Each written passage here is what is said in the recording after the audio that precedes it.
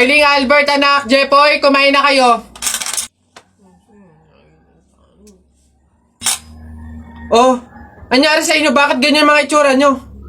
Kasi darling, natalo kami nung pamilya ni paring Kaloy dyan sa nauusong flip-top ng mga bata ngayon. Visit. Baka naman kasi hindi mo kinausap ng ayos. Tsaka, sa mga flip-top na yan, bakit ba naman sasali pa kayo sa mga ganyan? Away, bata lang yung mga ganyan eh. Tara nga kay paring Kaloy, samahan nyo ako, kausapin natin na maayos. Maayos ha, mahinahon. Paring Kaloy? Paring Kaloy? Sino yun?